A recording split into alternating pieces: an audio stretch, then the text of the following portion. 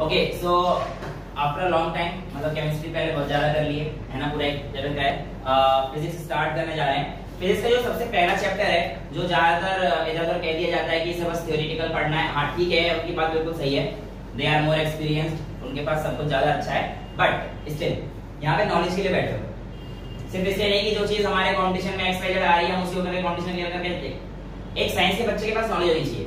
Actually पहला chapter ये कहता है साइंस सिंपल ये नहीं है कि तुमने क्वेश्चन जो है वो करके और निकालना है और खत्म करना है, नहीं। एक साइंस के बच्चे को पूरा पता होना चाहिए कि एक्चुअली हमारे आसपास चल क्या रहा है। फिजिक्स चल रही है, फिजिक्स की पूरी नॉलेज होनी चाहिए, राइट। तो we are going to start with chapter number 1 और जो इसमें हमारे पास क्या है, फिजिकल वर्ल्ड। हमारे पास फिजिकल वर्ल्ड नाम से पता पड़ रहा है, PHY SI तो आ ही रहा है, फिजिकल में PHY SI तो आ ही रहा है, फिजिक्स तो आ ही रही है, राइट। अच्छा अब देखिए बेटा, फिजिक्स अगर हम लोग स्टार्ट करते हैं तो ग्रीक में एक फ्यूजिस वर्ड है, इसका मतलब है नेचर, नेचर। और वहीं से हमारे पास कहते हैं कि फिजिक्स का ओरिजिन हुआ। हालांकि फिजिक्स तो हमारे पास बहुत पुराने टाइम से है, संस्कृत में इसे भौतिकी कहते हैं और फिजिक्स साइंस की एक ब्रांच है, राइट। साइंस कहां से है, वो ये ग्रीक वर्ड से है, साइंटिया, जिसका मतलब होता है टू नो, समझो, रटो नहीं, है ना। सो यहां से हमारे पास चीजें शुरू होना स्टार्ट होती है। बट साइंस क्या है, कहां से फिजिक्स शुरू होती है, अगर हम लोग इसकी बात करते हैं बेटा, साइंस इज सिस्टमैटिक स्टडी। क्या है बेटा साइंस हमारे पास, it is a systematic study. Systematic study में आप लोगों के पास चीजें क्या रहती हैं, कैसे करनी होती है, ये चीज आपको बताना चाहिए। एक सिस्टम की तरीके से चलना है ना हमें, राइट। तो आपके पास कुछ प्रोसीजर होते हैं जो फॉलो करने होते हैं। सबसे पहले तो बेटा ऑब्जर्व करना सीखना होता है। साइंस में सबसे पहली चीज क्या होती है, ऑब्जर्व करना। इसे हम लोग कहते हैं साइंटिफिक ऑब्जर्वेशन, कि हमें करना क्या है, ठीक है। उस ऑब्जर्वेशन का फायदा ये रहता है कि आपको एक आइडिया मिल जाता है कि हमें किस चीज से अपनी बेकार की चीजें हटानी है और क्या चीज हम लोगों को यहाँ पे रखनी है। साइंटिफिक ऑब्जर्वेशन करने के बाद आप लोग आते हो नेक्स्ट स्टेप पर, जहां पर आप अपनी मेहनत लगाते हो, जहां पर आप अपनी मेहनत लगाते हो, उसके पीछे काम करना शुरू करते हो। ये सेकंड स्टेप आ जाता है, ठीक है। फिर आपके पास बिना मैथ के आप लोगों को फिजिक्स दिक्कतें देगी, ये बात हमेशा याद है। बिना मैथ के आप लोगों की फिजिक्स आपको बेटा दिक्कत देगी। ये बात बिल्कुल सच है कि बायोलॉजी के जो बच्चे हैं थोड़ा इधर उधर गिरेंगे, लेकिन करा देंगे, कोई टेंशन नहीं, ठीक है। तो सेकंड स्टेप हमारा कौन सा था, जानना, यानी कंट्रोल एक्सपेरिमेंट। और थर्ड स्टेप हमारे पास कौन सा आएगा, क्वालिटेटिव एंड क्वांटिटेटिव एनालिसिस।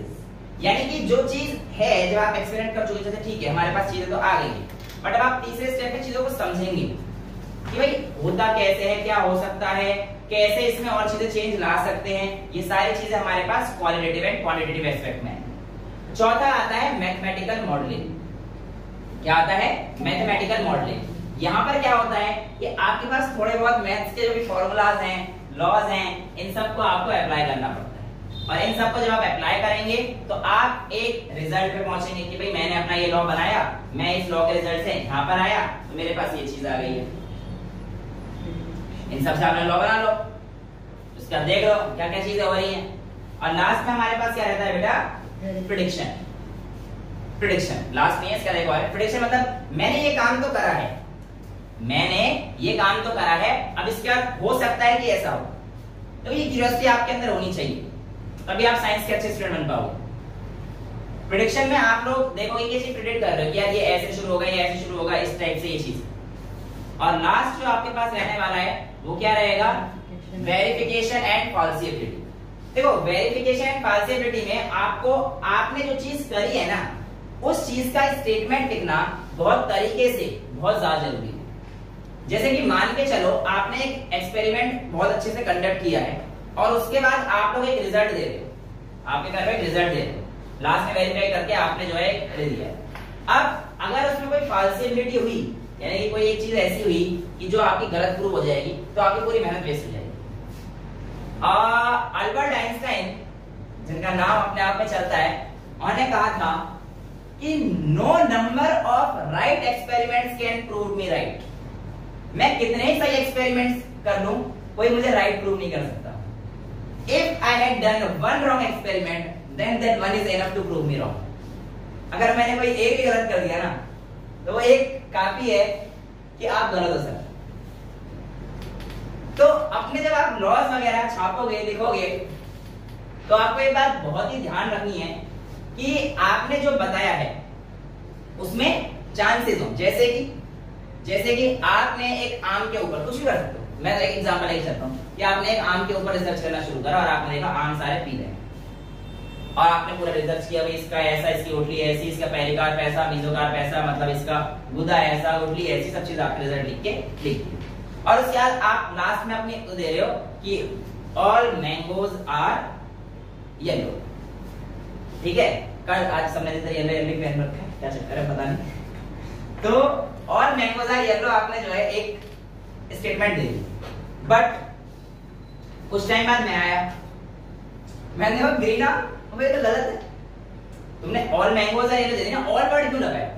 इसकी जगह पर आप ऐसे देते येलो मैंगोज डू एग्जिस्ट। बात सही है? आपने थोड़ी ग्रीन नहीं करते, आपने जो अपनी रिजल्ट दिया वेरीफाई किया उसने किस पे किया? ऑल मैंगो, ऑल की जगह आपने कर दिया yellow mango do exist. That's fine. अब ग्रीन भी हो सकते हैं, हमने कब कहा था ग्रीन नहीं होंगे? हमने थोड़ी कहा था ग्रीन नहीं होंगे। Mango green orange green mango और हरा आम, पता नहीं क्या कहना चाह रही है। नेक्स्ट जो हमारे पास टॉपिक है जो इसमें आता है बेटा, वो आता है हाइपोथेसिस, मॉडल, थ्योरी, एक्सियम। इन सब में क्या अंतर होता है? देखो हाइपोथेसिस एक चीज है जिसको मान के चलते हैं। इवन ग्रेविटेशन लॉ एक हाइपोथेसिस है, but hypothesis can be proven. Gravitation law hypothesis है बट वो प्रूव हो चुका है। ठीक है, मॉडल जिसको एक बेस लेकर हम पूरी चीज को एक्सप्लेन करते हैं, जैसे कि उसके कुछ पोस्टुलेट्स, उसके कुछ स्टेटमेंट्स, जैसे कि बोर मॉडल आप लोगों ने पढ़ा है 9th क्लास में, तो बोर से कुछ पोस्टुलेट्स थे कि इलेक्ट्रॉन ऐसे घूमता है, इतने उस पे घूमता है, ये सब चीजें हम लोग फिजिक्स में डील करेंगे, राइट। और उसके बाद हमारे पास आता है मॉडल, हो गया हमारे पास एक्सियम। एक्सियम क्या होता है बेटा? एक्सियम होता है जो वाकई में सच ही है, मतलब मान के चल लिया है कि हमने ये सच है, ऑब्वियस है। एक्सियम मतलब ऑब्वियस है, मतलब वो सच ही है, उसको मान के ही हम लोग रेफरेंस लेकर ही बाकी सारे काम कर रहे हैं। नेक्स्ट जो हमारे पास आता है वो आता है थ्रस्ट ऑफ फिजिक्स। क्या आता है? Thrust of physics. बेटा there are two thrust of physics जो हमारे पास आता है। एक आता है unification, first one is the unification. Unification में क्या आता है? और दूसरा आपके पास रिडक्शन होता है। इसमें क्या आता है देखिए बेटा, यूनिफिकेशन ऐसे समझिए जब आप बहुत सारे अलग अलग लॉज को एक ही लॉ के थ्रू एक्सप्लेन कर सकते हैं, वो हमारे पास यूनिफिकेशन आता है। जैसे किसी बॉडी का नीचे गिरना है ना, और पोटेंशियल एनर्जी का mgh होना, या फिर वो कितनी स्पीड से भागती है, ये सारी चीजें हम लोग ग्रेविटेशन से आराम समझा सकते हैं, राइट। किसी बॉडी का अट्रैक्ट करना है दूसरे को, ये सारी चीजें हम लोग किसमें बता सकते हैं? एक यूनिफाई करके सब चीजों को ग्रेविटेशन के अंदर रख सकते हैं। तो हमारे पास क्या आ जाएगा? यूनिफिकेशन के अंदर आ जाएगा। रिडक्शन में क्या हो जाता है कि कोई एक बड़ी प्रॉपर्टी को पढ़ने के लिए, हम लोग छोटे छोटे पार्टिकल्स की स्टडी करते हैं। फॉर एग्जांपल अगर मुझे थर्मोडायनामिक्स पढ़नी है तो मैं क्या पढ़ूंगा? Energy of the particles. फिर काइनेटिक एनर्जी ऑफ पार्टिकल्स पढ़ लूंगा, उससे मैं हीट वगैरह निकाल के यहां तक पहुंचूंगा। रिडक्शन में क्या होता है? छोटे छोटे पार्टिकल्स वगैरह की स्टडी करके हम लोग बड़े पार्ट में पहुंचते हैं। यूनिफिकेशन में जो अलग अलग हमारे पास लॉ हैं उनको यूनिफाई करके हम एक लॉ के अंदर पढ़ सकते हैं। This is the basic difference between the unification and reduction, जो कि हमारे फिजिक्स के दो थ्रस्ट माने गए हैं। ठीक है, नेक्स्ट जो हमारे पास आता है वो आता है डोमेन या scope of physics, right. Basically अगर हम लोग बात करेंगे तो मेजर तो दो डोमेन है बेटा, एक होता है मैक्रोस्कोपिक और एक होता है microscopic. But these days mesoscopic भी आ चुका है जो कि बिटवीन मैक्रो एंड माइक्रो चलता है। मैक्रोस्कोपिक डोमेन में मेजरली चार चीजों की बात करी जाएगी। सबसे पहले बात करेगा वो आपके मैकेनिक्स की। मैकेनिक्स में हम लोग लगभग पूरी 11th ही पढ़ेंगे। उसके बाद वो बात करेगा इलेक्ट्रोडायनेमिक्स की, जो कि हमारे क्लास 12th में आएगा। उसके बाद वो बात करेगा ऑप्टिक्स की, ऑप्टिक्स भी हमारे पास क्लास 12th में आएगा। और लास्ट जो हमारे पास इसमें आएगा वो कौन सा आएगा? थर्मोडायनेमिक्स। ठीक है, जिसमें हम लोग हीट ट्रांसफर वगैरह के बारे में बात करेंगे। अब जो हमारे पास इसमें ऑप्टिक्स और इलेक्ट्रोडायनेमिक्स है, ये तो जनरली हमारे पास 12th का पार्ट होता है अकॉर्डिंग टू हमारे syllabus, as per the syllabus prescribed by the NCERT और इंडियन गवर्नमेंट। और जो हमारे पास जो जो छोटी मोटी मैकेनिक्स और थर्मोडायनेमिक्स है, छोटी मोटी बहुत बड़ा वाइड ब्रांच है, ये चीज हमारे पास किससे पढ़ने वाले हैं हम लोग 11th में पढ़ने वाले हैं, राइट। जितने भी चैप्टर आपके पास है सारे मैकेनिक्स और थर्मोडायनेमिक्स से रिलेटेड। ओके, नाउ यहाँ पर क्या होता है, मैक्रोस्कोपिक बड़े बड़े पार्टिकल के साइज वगैरह इन सब से डील करके चलता है। इवन मैक्रोस्कोपिक से तो आपका मतलब एस्ट्रोनॉमी वगैरह सब चीज इसी के अंदर आ जाती है। लेकिन कई बार क्या होता है, पार्टिकल का साइज इतना छोटा छोटा हो जाए तो तुम क्या करोगे, फंस जाओगे। तो उसके लिए बेटा हमने अलग डोमेन बनाई। अलग डोमेन कौन सी बनाई, माइक्रोस्कोपिक। और माइक्रोस्कोपिक डोमेन किस फिजिक्स को पढ़ती है, तो आपसे पूछ जाएगा तो आप कहोगे क्वांटम फिजिक्स को। कौन सी फिजिक्स को, क्वांटम फिजिक्स। क्वांटम फिजिक्स मतलब जहाँ पे electron, proton, neutron, nucleus in सब से चलने वाली चीजें है ना। आइंस्टाइन का बम बना देना, मतलब भाई आइंस्टाइन साहब ने कभी कहा था कि हिरोशिमा और नागासाकी में मारो से बम बना रहा हूँ। देखो हर चीज का यूज और मिसयूज हो सकता है ना। अब वो तो उन्होंने एनर्जी के लिए क्रिएट किया था कि भाई जो है इन फ्यूचर अगर एनर्जी की जरूरत पड़ेगी तो आप न्यूक्लियर फ्यूल का यूज कर सकते हो। बट अब न्यूक्लियर वेपन बनाए जाते हैं बचने के लिए, right. So the things depends on you only कि आप इस चीज से यूज करेंगे या मिसयूज करेंगे। जैसे फोन आप यूज भी कर सकते हो, मिसयूज भी कर सकते हो, right. So totally depends on you. Next thing जो हमारे पास आता है, ये कौन सी हो गई थी बेटा हमारे पास, माइक्रो। मीजो होती है वो फ्यू रेंज बिटवीन 10 to 100 के बीच जो रेंज होती है, इस पे बात अगर हम लोग करेंगे तो ये हमारे पास किसमें आएगी, मीजो फिजिक्स के अंदर आती है। And it is now under a running process. जो मीजोस्कोपिक फिजिक्स है ये इस टाइम चल रही है, इसमें काम चल रहा है, ठीक है। चलो अब हम लोग जो है रेंज की बात करते हैं कि इनका रेंज कहां से कहां तक वेरी करता है, राइट। अब ध्यान सुनना बेटा, हमारे पास अगर मैं माइक्रो फिजिक्स की बात करता हूं, इनका रेंज बहुत ज्यादा बड़ा वेरी करता है। क्यों, क्योंकि एस्ट्रोनॉमिकल में अगर हम लोग डिस्टेंस की बात करते हैं तो 10⁻26 तक पहुंचा हुआ है। और अगर हम लोग माइक्रो फिजिक्स की बात करते हैं, यहाँ पे डिस्टेंस बिटवीन द न्यूक्लियस और इन सब के बारे में बात करेंगे, फिर 10⁻−15 मीटर तक होता है। इवन -16 भी देखा गया है कई बार। तो इनके बीच का डिफरेंस देखो, आप -14 ले लो, 10⁻−14 ले लो, जो आपके एनसीईआरटी वगैरह किताब में लिखा था -14 लिखा जाता है। तो इनके बीच का डिफरेंस देखो ना कितना बड़ा है। डोमेन देखो कितना बड़ा है, 10⁻40 का डिफरेंस है। 26 -40 देख रहे हो, मतलब 26 से 0 तो जाओगे 26 हो गया, और फिर और पीछे -14 तक पहुंच रहे हैं। तो इसका मतलब भाई बहुत बड़ा डोमेन है इन टर्म्स ऑफ लेंथ। समझ पा रहे हो आप? ये हमारे पास अगला जो आता है इन टर्म्स ऑफ मास, अगर मैं बात करूं तो उसमें देखते हैं कितना बड़ा डोमेन है। मास की अगर मैं बात करता हूं बेटा, तो मेरे पास सबसे छोटा मास जो बताया गया है वो हमारे पास 10⁻31 kg, ये इलेक्ट्रॉन का मास बताया गया है। और मैक्सिमम मास जो हमें मतलब बोलते हैं यूनिवर्स का, जो कि CSL वगैरह आप सभी चीजें पढ़ोगे, चंद्रशेखर लिमिट, जिसमें मास ऑफ सन के भी पावर बताया था, वो सब हम भी लोग यूनिट ऑफ डायमेंशंस में शुरू करेंगे। लेकिन यूनिवर्स का मास जो हम लोग मान के चलते हैं 10⁻55। फिर देखो ना कितना बड़ा एक टर्म, डोमेन कितना बड़ा हो गया है हमारे पास फिजिक्स का, जिसमें हम लोग फिजिक्स पढ़ते रहते हैं, ठीक है। तो this is how we describe the domain of physics. किस रेंज से लेकर किस रेंज तक हमारे पास आता है, ठीक है। इस टॉपिक के बाद एक टॉपिक जो आपके पास आएगा कई बार, मतलब कई बार तो क्या आप तो इस चैप्टर से पूछते नहीं है, बट आपको पता होना चाहिए, रेंज ऑफ टाइम पूछ सकते हैं कि रेंज ऑफ टाइम क्या है। तो बेटा रेंज ऑफ टाइम हमारे पास जब किसी चीज की डिस्टेंस को अगर मैं उसकी स्पीड ऑफ लाइट से डिवाइड कर देता हूं, किसी भी डिस्टेंस को स्पीड ऑफ लाइट से डिवाइड कर दो, टाइम आ जाएगा। बेसिकली क्या है समझो, स्पीड इज इक्वल टू क्या होता है, distance upon time. Time is equal to distance upon speed. बात तो वही कह रहा हूं, इतना नहीं कंफ्यूज हो रहे। अब वो रेंज ऑफ टाइम क्या होता है, जब आप किसी भी डिस्टेंस को बेटा स्पीड ऑफ लाइट से डिवाइड कर देंगे तो आपके पास रेंज ऑफ टाइम आ जाएगा। जैसे यहाँ पे आपको वही बताया था, speed equal distance upon time, तो time is equal to distance upon speed, ये चीज हमारे पास हो जाएगी। अब रेंज ऑफ टाइम निकालना है तो मैं क्या कहूंगा कि मेरे पास रेंज क्या है इसकी, मिनिमम रेंज हमारे पास दो न्यूक्लियस और उसके बीच की डिस्टेंस आती है, वो हमारे पास 10⁻−15 फेम्टोमीटर, 1 मीटर में 10⁻−15 होते हैं। मतलब ये रिलेशन आपको पढ़ना चाहिए, 1 फेम्टोमीटर दे देगा 10⁻−15 मीटर होते हैं इसमें, ये आप पढ़ेंगे अब, डोंट वरी, ठीक है। तो 10⁻−14 को आप स्पीड ऑफ लाइट से डिवाइड कर दीजिए 10⁸ से, तो ये 10⁸ होती है, तो आपके पास ये रेंज ऑफ टाइम कितना आएगा, 10⁻22 माइनस का। सिमिलरली जब आप इसको डिवाइड करेंगे 10⁸ से 10⁻26 अपॉन 10⁸, तो you will be getting 18 by 26 minus 8, 18 आपको यहाँ पर 10⁸18 आपको मिल जाएगा। ये सारी चीजें आप लोगों को पता होनी चाहिए कि रेंज ऑफ टाइम हमारे पास क्या होता है, ठीक है। इसके बाद आता है टेक्नोलॉजी वगैरह का इस्तेमाल हम लोग कहाँ पे करते हैं फिजिक्स में। तो there are many things going on, AC चलना, फ्रिज का चलना, पंखे का चलना, लाइट का चलना, सब में फिजिक्स है। आप फोन पे बातें कर रहे हो, फिजिक्स है, सारी ये वेव्स पे काम कर रही हैं, है ना। ये सारी चीजें ना डिटेल में जब हम लोग जाएंगे, जैसे हम लोग चैप्टर पढ़ते जाएंगे, फिर इसको इलैबोरेट करते जाएंगे, समझते जाएंगे, वहां पे हम लोग सारी चीजें देखेंगे। तो इस तरीके से मतलब अब आपके पास अलग अलग इतनी बड़ी थ्योरी दे रखी है, उसको इतना डिटेल में जाने की जरूरत नहीं है, क्योंकि जब हम लोग आगे देखेंगे पूरा EM वेव्स एक चैप्टर है बेटा क्लास पर, you need not to worry about it, ठीक है। इसके बाद हमारे पास क्या आते हैं, फंडामेंटल फोर्सेस इन नेचर। बेटा हमारे पास फंडामेंटल फोर्सेस 4 तरीके के होते हैं। सबसे देखो 4 तरीके, जो सबसे पहला हम लोग लेके चलते हैं ग्रेविटेशनल फोर्स। देखिए इस दुनिया में सबसे weakest force in nature gravitational force मानी गई है।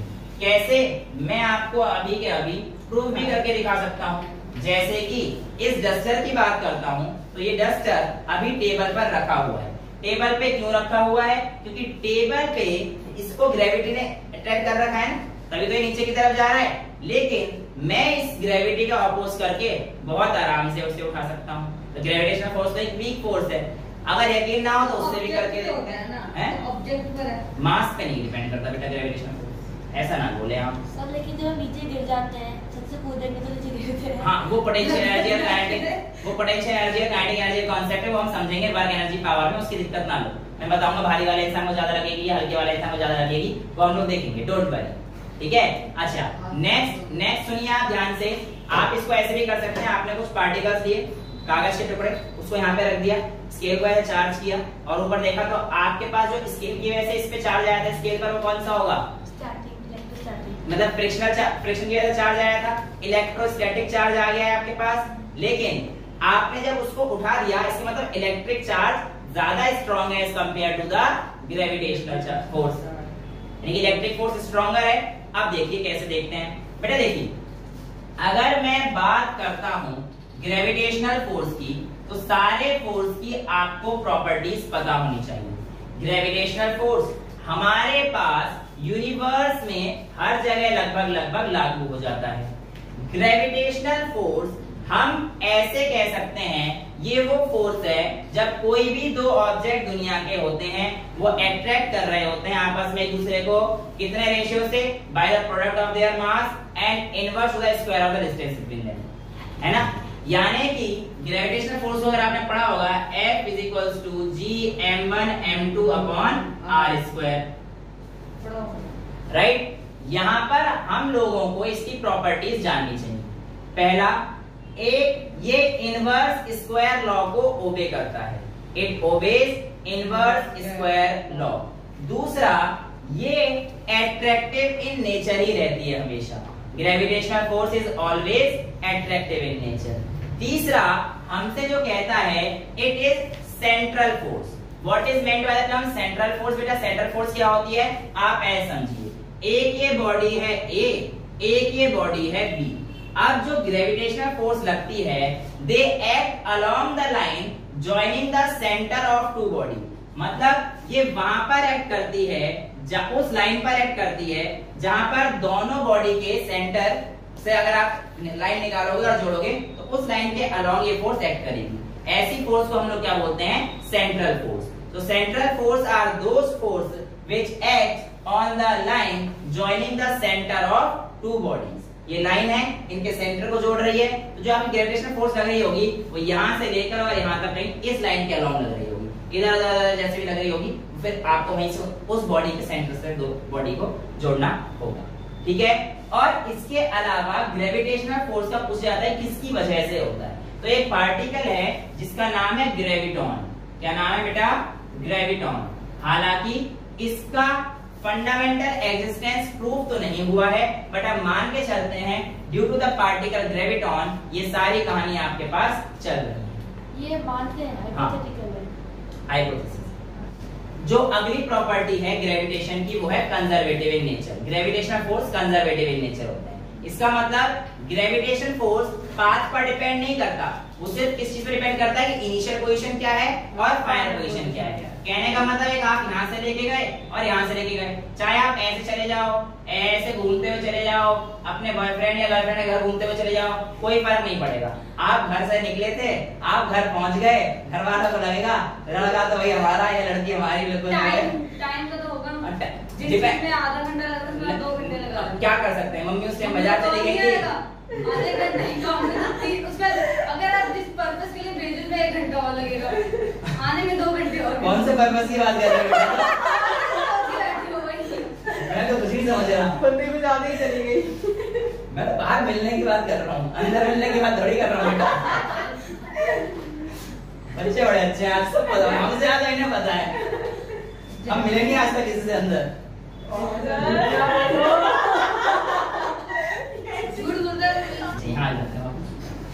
नेक्स्ट जो हमारे पास आता है कंजर्वेटिव फोर्स, समझ में आ गया? It depends only on the initial and final position. कैसे जाओगे इस बात से आपको कोई मतलब नहीं रहेगा। दूसरा मीडियम इंडिपेंडेंट, मतलब किसी भी मीडियम में हो, कैसा भी हो। जैसे कि आप कहोगे सर मैं पानी में अगर डाल देता हूं तो क्या कोई फोर्स पे डिफेक्ट आएगा? कोई डिफेक्ट नहीं आएगा। मतलब मीडियम के डालने से, मीडियम के चेंज करने से ग्रेविटेशनल फोर्स में कोई फर्क नहीं पड़ता। ठीक है, तो ये सारी प्रॉपर्टीज आपको जो है पता होनी चाहिए। ग्रेविटेशनल फोर्स के बाद जो आपके पास दूसरा फोर्स इन नेचर आता है वो आता है इलेक्ट्रोमैग्नेटिक फोर्स। देख बेटा, इलेक्ट्रिसिटी जहां पर भी होगी मैग्नेटिज्म वहां आएगी ही आएगी। ये तो हम क्लास 10 में पढ़ चुके हैं, क्योंकि जो करंट मूव कर रहा होता है तो वो एक मैग्नेटिक फील्ड भी क्रिएट करता है। तो इसलिए इस फोर्स का नाम हमने रखा है electromagnetic force. Electromagnetic force nature में स्ट्रॉन्ग पाया जाता है, पर बहुत ज्यादा स्ट्रॉन्ग भी नहीं पाया जाता। एक चीज याद रखना, आपसे अगर क्वेश्चन पूछ ले कि फ्रिक्शनल फोर्स या टेंशन, टेंशन फिजिक्स ये भाई टेंशन नहीं, जैसे कि एक रस्सी को मैं खींचूंगा तो उस रस्सी पे एक टेंशन लग जाती है बेटा, है ना? हाँ, जो अभी हम लोग करेंगे ये सब एक्सपेरिमेंट देखेंगे कब टेंशन कब लगेगी। चैप्टर नंबर 9 है सॉलिड स्टेट में, उसमें सोचेंगे टेंशन तो मैं दिखाऊंगा। तो जब हम लोग उसे खींच रहे हैं रस्सी पे तो बेचारी रस्सी को टेंशन है कि यार मुझे छोड़ दे। वो टेंशन वाली फोर्स है, कौन सी फोर्स होती है? इलेक्ट्रोमैग्नेटिक फोर्स होती है। हाँ, खींचेंगे तभी टेंशन लगेगी। इंसानों को भी खींचने हाँ, आपने तेरी छुट्टियां खींचूंगा तो टेंशन होगी ना सर। छोड़ो सर, वही चीज है। तो उस रस्सी को बेचारी को टेंशन होती है। ठीक है, तो इलेक्ट्रोमैग्नेटिक इन नेचर, राइट? सो यहाँ पर हमारे पास ये भी सेम चीज, एक कंजर्वेटिव फोर्स है, दूसरा they also obey inverse square law. बेटा इलेक्ट्रोमैग्नेटिक फोर्स की जो खास बात है, ये अट्रैक्टिव भी हो सकते हैं और रिपल्सिव भी हो सकते हैं। ग्रेविटेशन वाले सिर्फ अट्रैक्टिव इन नेचर थे, पर इलेक्ट्रोमैग्नेटिक वाले दोनों हो सकते हैं। बाय, क्योंकि इलेक्ट्रोमैग्नेटिक फोर्स चार्ज पार्टिकल की वजह से आता है। तो जो आपके पास F आया, ये आएगा K Q1 Q2 bye R square. ये हम लोग कूलॉम्स लॉ बोलते हैं। क्लास 12 का चैप्टर 1 पूरा इसी पे बेस्ड है। K Q1 Q2 upon R square, इसको हम लोगों ने कूलॉम्स लॉ बोल दिया। और इसमें Q अगर पॉजिटिव रहा और ये वाला Q नेगेटिव रहा तो अट्रैक्टिव इन नेचर हो गया।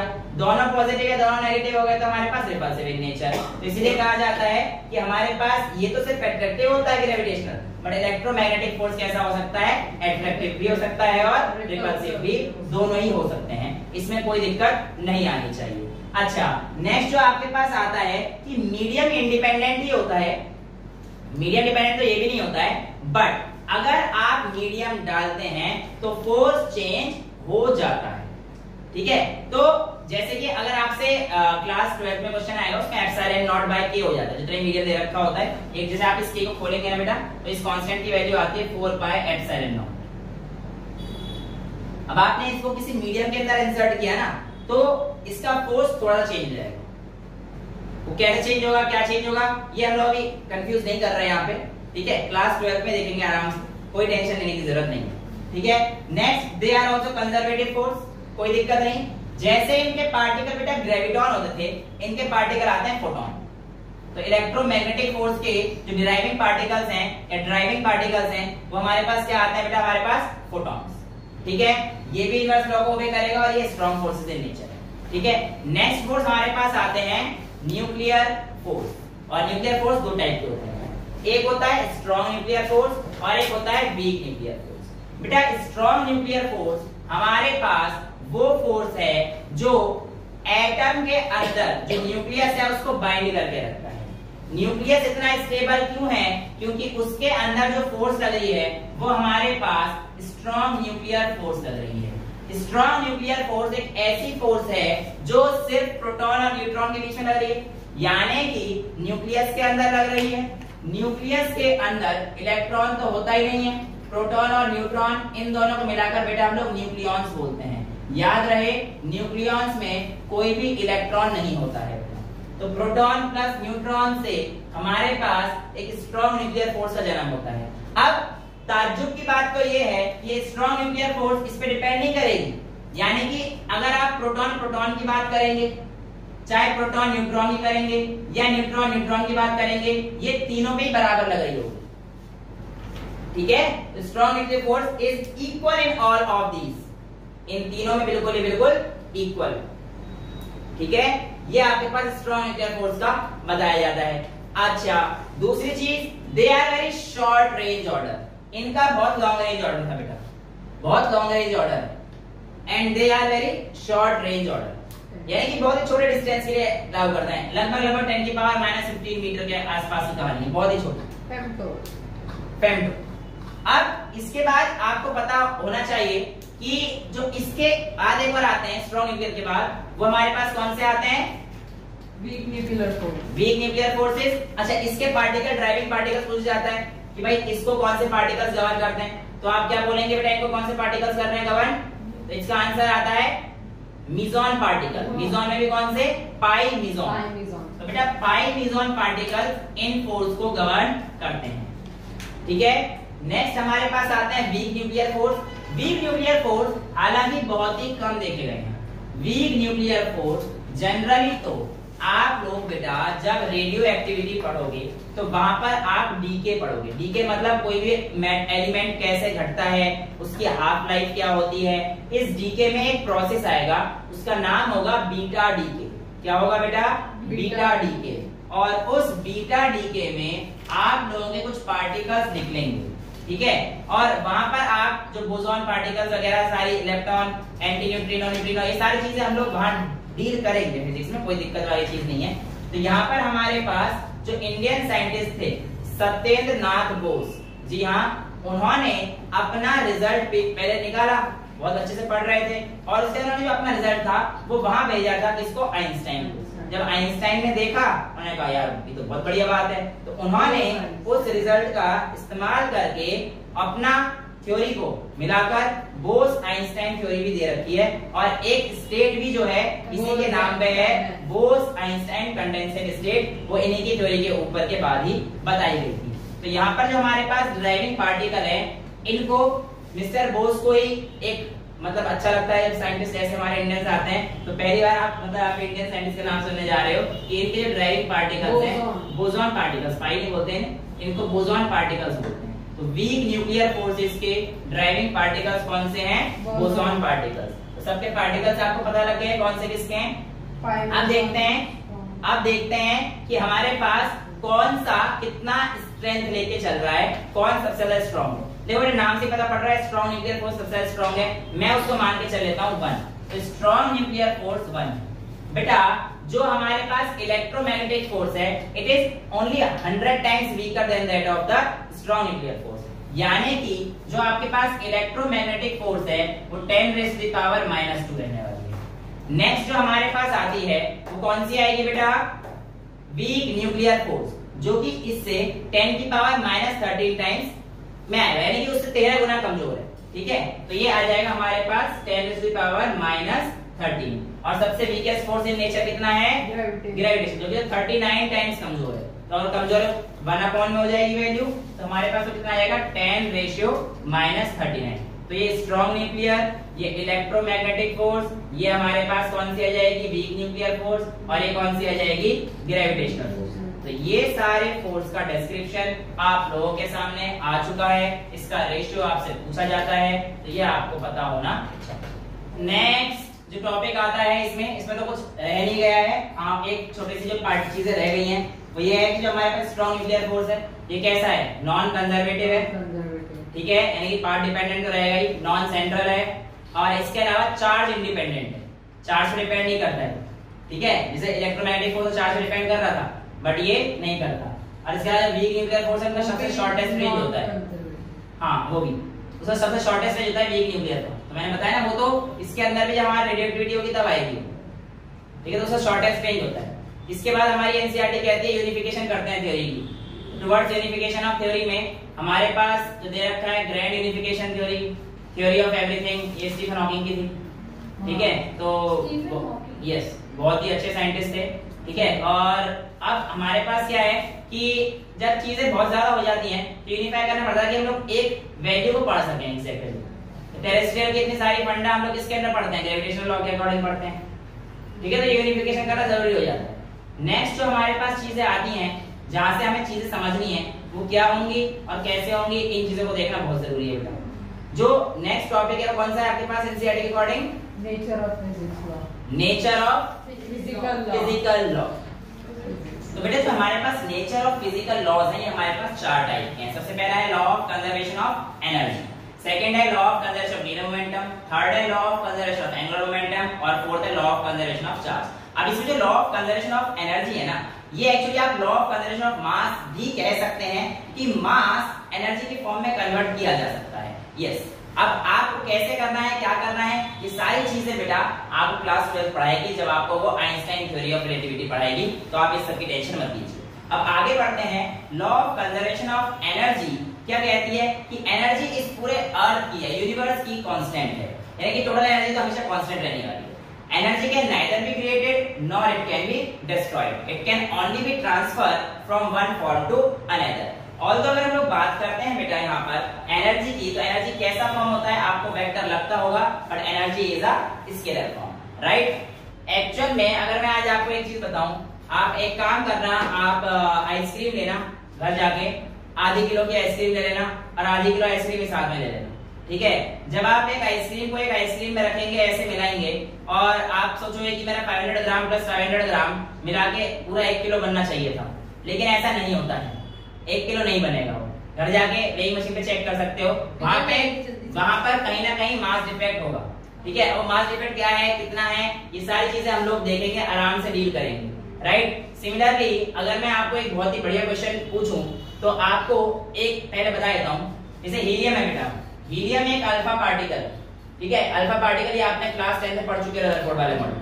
2He4 ये आपके पास एक अल्फा पार्टिकल है, राइट। अब इस अल्फा पार्टिकल में हमारे पास क्या होता है बेटा, 2 प्रोटॉन और 2 न्यूट्रॉन, इलेक्ट्रॉन नहीं होते। मास किस चीज से डिटरमाइन किससे होता है, प्रोटॉन प्लस न्यूट्रॉन से।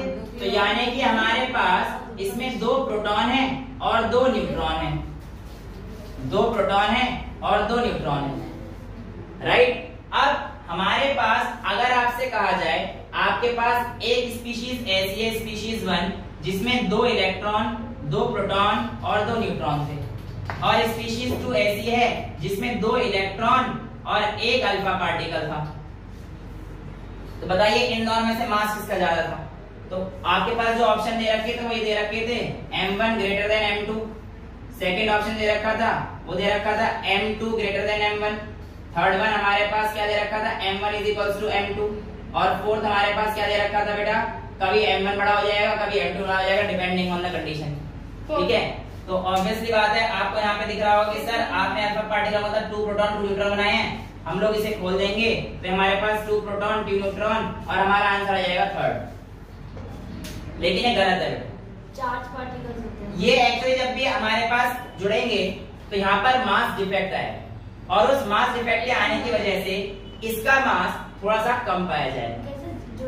ये आपको बताऊंगा मैं, टेंशन ना लो, बस ये तो मैं आपको ही बता रहा हूँ कि ये चैप्टर को पढ़ते हैं हम लोग क्या चीज मिस कर जाते हैं। अभी न्यूमेरिकल वही बच्चा कर पाएगा जिससे इसके बारे में आइडिया होगा। आईआईटी वगैरह के प्रिपरेशन सेट्स जब लगाओगे तो ये क्वेश्चन पूछा गया है ना। अब ये क्वेश्चन करने में फिर लग जाएगा कि हमें तो इक्वल लगा गया, लेकिन 2 प्रोटॉन 2 न्यूट्रॉन है, लेकिन दिक्कत देगा, ऐसा है नहीं। ये आपने ले लिया, इनका मास जो है वो है, लेकिन यहाँ पर अल्फा पार्टिकल ने जब करा होगा तो उसमें मास डिफेक्ट हुआ होगा, इसकी वजह से मास थोड़ा सा कम हो जाएगा, इससे हमारा आंसर क्या बन जाएगा बेटा, करेक्ट आंसर 1 नॉट 3, ठीक है। तो ये चीज हमारे को पता रहनी चाहिए। अच्छा यहाँ पर एक चीज और जरा मेरी बात ध्यान सुनिए, बच्चे ना कुछ गलती कर जाते हैं यहाँ पे, मास डिफेक्ट्स मेरे को याद आया, आइंस्टाइन ने क्या दिया था, फोटो इलेक्ट्रिक इफेक्ट, है ना। Einstein discovered photo electric effect. ये चीज बच्चे जनरली लिखते भी हैं और कहते भी हैं, बट ये गलत है बेटा। Photo electric effect discover Einstein ने नहीं किया था, उनको तो नोबेल प्राइज इस चीज पे मिला था कि उन्होंने फोटो इलेक्ट्रिक इफेक्ट पे काम और किया था। डिस्कवर इसके तो हेनरी हर्ट्ज थे बेटा, हर्ट्ज साहब ने फोटोइलेक्ट्रिक इफेक्ट को डिस्कवर किया था। याद रखना ये क्वेश्चन पूछ लेता है कि इनमें से कौन सा स्टेटमेंट गलत है, उसमें एक जगह लिख देगा कि भैया आपका आइंस्टाइन साहब ने फोटोइलेक्ट्रिक इफेक्ट डिस्कवर किया, बच्चे कहते हैं अच्छा ये तो बिल्कुल सही है, वो सबसे पहले गलत होता है। हाइनराइक हर्ट्ज ने आपका जो है ये गलत सही मतलब डिस्कवर ये है, परंतु उस पे आगे काम करके फिर तब आई हमारे पास मास एनर्जी इक्विवेलेंस, ठीक है, m = E/c², जिसे आप E = mc² करते रहते हैं। आप ये तो करते हैं E = mc²। तो हाँ m = E/, ये पढ़ेंगे एनर्जी मास एनर्जी इक्विवेलेंस। चलिए अभी हम लोग आगे बढ़ते हैं। यहाँ पर हमारे पास अब यूनिफिकेशन हम लोगों ने कर लिया है। अब हमारे पास पढ़ना चाहते हैं कि एक्चुअली हमारे पास जो सिमेट्री है, इसमें सबसे पहला हमारे पास कौन सा लॉ ऑफ कंजर्वेशन ऑफ मास, ठीक है, ग्रेविटेशनल लॉ भी हम लोग बोल सकते हैं, और ये आप पढ़ चुके हो, दो बॉडी अट्रैक्ट करेंगी with the force proportional to the product of their masses and inverse to the square of distance between them, ठीक है। इसके बाद हमारे पास आता है बेटा law of conservation of linear momentum. ये हम लोग 9th क्लास में ही पढ़ चुके हैं कि लीनियर मोमेंटम हमेशा बॉडी का कंजर्व रहेगा। जैसे कि आपने रिकॉइलिंग ऑफ द गन का केस देखा था, अगर बुलेट आगे जाती है तो आपकी गन पीछे आती है ताकि लीनियर मोमेंटम कंजर्व रहे। कि बुलेट एक मोमेंटम के साथ आगे जा रही है, जितना आगे जाएगा उतना पीछे ही आएगा, फिर आप कहोगे सर बुलेट तो बहुत आगे जाती है, बेटा उसका मास कम है ना, गन का मास तो बहुत ज्यादा होता है, ठीक है। हाँ ये बोलने वाले थे ना, शाबाश, 9th क्लास पढ़ी थी ये तो अच्छा। नेक्स्ट आता है law of conservation of angular momentum. Angular momentum आप लोगों ने अभी तक नहीं पढ़ा है। एंगुलर मोमेंटम ऐसे समझिए, जब भी कोई बॉडी ऐसे रोटेट कर रही होती है तो इस बॉडी का एक इनर्शिया होता है। क्या होता है? इनर्शिया। इस इनर्शिया को मैं मोमेंट ऑफ इनर्शिया बोलता हूँ, जो कि इक्वल होता है I = मास × r²। r यहाँ पर रेडियस रहने वाला है, तो इनर्शिया को जब मैं मल्टीप्लाई कर दूंगा एंगुलर वेलोसिटी से, जब मैं ऐसे घूम रहा हूं ना सर्कुलर पाथ, तो मेरे पास अब वेलोसिटी लीनियर नहीं रहेगी, एंगुलर वेलोसिटी रहेगी। तो बेटा एंगुलर वेलोसिटी को हम लोग ओमेगा से रिप्रेजेंट करते हैं, तो ये I ना रहकर ये हमारे पास एंगुलर मोमेंटम बन जाता है, जिसको हम लोग L से रिप्रेजेंट करते हैं, तो वो mr² ओमेगा बन जाता है। इसे हम लोग एंगुलर मोमेंटम कहते हैं। W नहीं है, ओमेगा है, ओमेगा, ठीक है। तो L = mr² ओमेगा है। राम पहली बार फिजिक्स पढ़ने वाले बच्चे देखो कितने अच्छे होते हैं, उन्हें ओमेगा को W दिखता है। L = mr² ओमेगा, ये हमारे पास कंजर्वेशन ऑफ एंगुलर मोमेंटम है। अच्छा, अगला जो हमारे पास है, यहाँ पर आपको जो चीज याद रखनी है, इसका प्रैक्टिकल करके दिखाऊंगा कि ये बात कैसे सच होगी जब हम लोग सेंटर ऑफ मास वाला चैप्टर पढ़ेंगे। चैप्टर नंबर 7 है, आप लोग टेंशन ना लीजिए, ठीक है। अच्छा, नेक्स्ट हमारे पास L = हमारे एंगुलर मोमेंटम हो चुका है, सारी चीजें क्लियर है। लास्ट हमारे पास होता है law of conservation of charge, ठीक है। जो आपका प्लैनेटरी वगैरह ये सब घूम रहे हैं ना, ये सब इसी पे डिपेंड करता है, law of angular momentum. Next law of conservation of charge, charge can neither be created nor be destroyed. ये हम लोग आराम से चैप्टर नंबर 1 क्लास 12 में बहुत आराम से देखेंगे। तो ये आपके पास 4 फंडामेंटल लॉ थे। लेकिन nature love symmetry, nature love symmetry. अब सिमेट्रिकल जो लॉ हैं वो हमारे पास कौन से लॉ किस तरीके से गवर्न करते हैं, ये चीज आपको पता होना चाहिए। बेटा सबसे पहले ध्यान से सुनते जाना, इसीलिए मैं आपको इसे बता देता हूं। सबसे पहले पूछा जाता है कि अगर आपके साथ टाइम चल रहा है, यानी कि symmetry of nature with time, ये कौन से लॉ को गवर्न करेगा, आपसे ऐसे पूछता है। Symmetry of nature with time, translational मतलब होता है चलना, ट्रांसलेशनल टू टाइम ऐसे पूछ लिया जाता है। Symmetry of nature translation to time, तो ट्रांसलेशन मतलब होता है पोजीशन चेंज करते रहना, यानी कि टाइम चल रहा है ना, तो symmetry of nature with respect to time, ये किस चीज को गवर्न करेगा, कौन से लॉ को गवर्न करेगा? तो बेटा आपके पास आता है law of conservation of energy. Energy जो कि पहला लॉ, मतलब लॉ ऑफ कंजर्वेशन मास बोल देता हूं, बट वो एनर्जी का ही लॉ है, क्योंकि एनर्जी और मास कैन बी इंटरचेंज। ये आप लोग पढ़ोगे बहुत अच्छे से, है ना। जो फर्स्ट लॉ है इसको मैंने मास बोला, उसको आप एनर्जी के टर्म्स में ला सकते हो, वो हम लोग पढ़ेंगे, टेंशन ना लीजिए। तो नेचर ऑफ टाइम हमारे पास किसको फॉलो करता है? Law of conservation of energy को। बेटा पहला स्टेप ये आपको पता होना चाहिए। अच्छा, इसका एग्जांपल सर कैसे दे? बेटा आप ऐसे समझिए कि टाइम के चलने के साथ साथ भी कभी भी law of conservation of energy खत्म नहीं होगी। जो पहले के टाइम पे थी वही आज के टाइम पे होगी। कहने का मतलब सर समझ में नहीं आया कुछ। बेटा ऐसे समझिए, टाइम के साथ साथ चीजें चेंज नहीं होती हैं, मतलब लॉ अगर आ गए हैं तो वो बिल्कुल सही हैं, लॉ अगर आ गए हैं तो वो बिल्कुल परफेक्ट हैं। देखिए यहाँ पे मैं कहता हूं अगर आज मैंने इस पेन को यहां से यहां पर गिरने में mgh निकालकर एक पोटेंशियल एनर्जी निकाल ली, टाइम चला गया, 3 साल बाद आप लोग कहीं बैठे होंगे IIT मेडिकल या जेईई कहीं पे भी बैठे होंगे, मैं तो भैया अब यहाँ कहीं हूँ, आप जैसे बच्चा और आ गए, मतलब कहीं और दूसरे जगह पढ़ाऊंगा, फिर भी मैं अगर यही कर रहा हूँ, इस पेन को गिरा के mgh कर रहा हूँ, टाइम कितना हो चुका है 3 साल, टाइम चल चुका है, पर क्या एनर्जी इसमें चेंज हुई होगा? नहीं। लॉ ऑफ कंजर्वेशन में energy with respect to time symmetry of nature के साथ ये हमें बताया जाता है। नेक्स्ट आता है कि आपके पास सिमेट्री ऑफ नेचर है ना। अब यहाँ पे आपके पास दो चीज आती है, एक तो आता है आइसोट्रॉपी, एक तो आपके पास आता है आइसोट्रॉपी। आइसोट्रॉपी क्या होती है बेटा? ये कहना चाहता है आइसोट्रॉपी मतलब किसी भी एक डायरेक्शन, ये थर्ड है, अभी पहले आइसोट्रॉपी वाला बता देता हूँ आपको। देखिए आइसोट्रॉपी का मतलब क्या होता है? आइसोट्रॉपी होती है किसी भी डायरेक्शन में अगर आप जाओगे तो आपके पास जो चीजें ऊपर हो रही हैं वो चेंज नहीं होंगी। कहने का मतलब आपके पास अगर अर्थ ऐसे घूम रही है सन के चारों ओर, भाई कोई भी प्लेनेट है सन के चारों ओर तो घूम रहा है, तो वो हमारे पास एक फंडामेंटल लॉ को ओबे कर रहा है। कौन से लॉ को? Law of conservation of angular momentum. अभी आपको पढ़ा है एंगुलर मोमेंटम। तो जो आइसोट्रॉपी इन स्पेस है, आइसोट्रॉपी इन स्पेस, बेटा स्पेस हमारे पास होमोजेनियस है, मतलब वो चेंज नहीं हो रहा है, ठीक है। तो आइसोट्रॉपी मतलब किसी भी डायरेक्शन में अगर आप देखेंगे तो आप जैसे अर्थ का रोटेशन जो है या इलिप्टिकल ऑर्बिट पे, तो हमें पता है बेटा वो जो इलिप्टिकल ऑर्बिट पे आप किसी भी डायरेक्शन देखना चाहोगे ना तो वो बिल्कुल हमेशा कंजर्व्ड ही रहेगा, वो कभी चेंज नहीं हो सकता। इसलिए हम लोग कहते हैं कि आइसोट्रॉपी इन स्पेस कौन से लॉ को गवर्न कर रही है? Law of conservation of angular momentum, ठीक है। लास्ट हमारे पास आता है symmetry in nature with translation, यानी कि चेंज इन स्पेस, यानी कि आपके पास ट्रांसलेशन इन स्पेस, यहां पे किसका था? टाइम का। टाइम ने किस लॉ को बताया? Law of conservation of energy. But change in space यानी कि पोजीशन को अगर आप चेंज करोगे तब भी आपके पास law of conservation of linear momentum same रहेगा। लीनियर मोमेंटम क्यों सेम रहेगा ये देखते हैं। कहना क्या चाह रहा है? ये कहना चाह रहा है ट्रांसलेशन मतलब चेंज इन स्पेस कर दिया, यानी कि आपने अपनी पोजीशन चेंज कर दी। मान के चलिए पहले आप यहाँ पर थे, ठीक है, और यहाँ से आप कहना चाह रहे हो कि सर ग्रेविटेशन लॉ को मैं डिफाइन करता हूँ, तो ग्रेविटेशन लॉ कैसे डिफाइन करोगे? ग्रेविटेशन लॉ ऐसे डिफाइन करोगे कि दो बॉडी है वो आपस में जो एट कर रहे हैं force proportional to the product of their mass and inverse to the square of distance between them in any direction. अब आप कह रहे हो कि सर अगर मैं मून पे चला जाता हूं तो मेरा लॉ चेंज हो गया क्योंकि 1/6 टाइम ग्रेविटेशन हो जाएगा। बेटा आप गलत कह रहे हो, लॉ अब भी वही है वहां पर कि दो बॉडीज आपस में अट्रैक्ट करेंगी एक दूसरे को जो कि बराबर होंगी उनके प्रोडक्ट ऑफ देयर मास से और inverse to the square of distance between them. बस वहां पर g की वैल्यू चेंज हुई है, वो तो छोटे g की वैल्यू चेंज हुई है ना 1/6 टाइम। तो ट्रांसलेशन द चेंज, समय के साथ साथ आगे बढ़ रहा है, आप स्टेशन की पोजीशन चेंज कर दी तो क्या ये लॉ चेंज हो गया? नहीं, एक छोटे से g की वैल्यू चेंज हुई है, लॉ हर जगह सेम है। Law of gravitation is almost valid everywhere.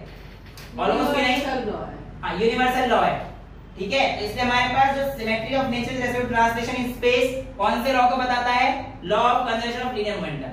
इन्हीं तीन पे क्वेश्चन आते हैं। इसके अलावा एक आध दो चीज तो जो मतलब स्टेटमेंट है कुछ साइंटिस्ट की, एक बेर्ट्रांड रसल थे, उन्होंने कहा we know very few things about science. Bertrand Russell ने बोला था कि हम बहुत ही कम जानते हैं साइंस के बारे में, बट कितना ताज्जुब है कि इतना कम जानने के बाद भी हम लोग इतना ज्यादा जानते हैं। जो नेचर में साइंस के बारे में बहुत कम जानते हैं, पर ये बहुत कम भी कितनी पावर देता है आप सबके सामने, ठीक है। और आइंस्टाइन की एक और जो बात थी वो काफी अच्छी फेमस थी। उसने कहा था कि the most incomprehensible thing in nature is it is comprehensible. मैं भी ऐसा ही हो गया था, तुम हो गए हो। कहने का मतलब क्या है? इनकम्प्रेहेंसिबल का मतलब होता है इलॉजिकल, जो कि आपसे सॉल्व नहीं होने वाली। मतलब जो चीज ऐसा मान के चलते हैं कि समझ में नहीं आती, जो चीज समझ में नहीं आती उसे हम लोग इनकम्प्रेहेंसिबल बोलते हैं। और आइंस्टाइन साहब ने क्या बोला कि the most incomprehensible thing in nature is it is incomprehensible. कि इस इनकम्प्रेहेंसिबल थिंग को क्या बोला उन्हें? इट इज कम्प्रेहेंसिबल, यानी कि इन चीजों को नेचर की मदद से समझा जा सकता है, समझा जा सकता है, बस समझने का कीड़ा आपके अंदर होना चाहिए। ठीक है, तो ये जो स्टेटमेंट है ये आपको पता होने चाहिए। अगर आप फिजिक्स में इंटरेस्ट रखते हैं तो ये फेमस साइंटिस्ट हैं, इन्होंने जो बातें कही थी ये सारी चीजें आप लोगों को पता होनी चाहिए। This was all regarding the first chapter. आपका फर्स्ट चैप्टर पूरा कवर हो चुका है, सारे और इससे बाहर कोई क्वेश्चन इसमें से नहीं आता। हाँ, एक जो आपसे पूछ लिया जाता है, एक हाइपोथेटिकल पार्टिकल ऐसा है जो माना जाता है कि लाइट की स्पीड से भी बहुत तेज चलता है। लाइट की स्पीड से भी तेज चलने वाला पार्टिकल को हम लोग क्या बोलते हैं? टैक्योन पार्टिकल्स। ऐसा हाइपोथेटिकल कॉन्सेप्ट है। और क्या कॉन्सेप्ट है बेटा? हाइपोथेटिकल। टैक्योन पार्टिकल्स ऐसे पार्टिकल्स हैं जो माने जाते हैं कि ये लाइट की स्पीड से भी तेज चलते हैं। सर ये है भी नहीं, हाइपोथेटिकल है ना, मतलब ये चीज आई थी जब एक साइंटिस्ट थे, वो अपने सेमिनर एग्जाम दे रहे थे, उन्होंने इस चीज के बारे में बताई थी। जी से उनका नाम है, एग्जैक्ट नेम तो याद नहीं आ रहा है। तो उन्होंने अपनी थ्योरी में लिखा था कि कोई पार्टिकल अगर एग्जिस्ट करेगा लाइट की स्पीड से भी तेज जाएगा, उसका नाम उन्होंने दिया था टैक्योन पार्टिकल्स। कुछ भी नहीं, हाइपोथेसिस को कहते हैं। बैठी हूं तो मुझे ख्याल आ हां, तभी तो साइंस होगी भाई। इसलिए तो हाइपोथेसिस बोलते हैं। इसलिए तो हाइपोथेसिस बोलते हैं। मतलब कोई भी चलता बता के नहीं सुन सकता है। इसके अलावा आप अपने पब्लिश भी कर सकते हो एक बहुत अच्छे जर्नल में। ठीक है, this is all regarding the first chapter. I hope it was clear to you. कोई डाउट है तो आप मुझसे पूछ लीजिए।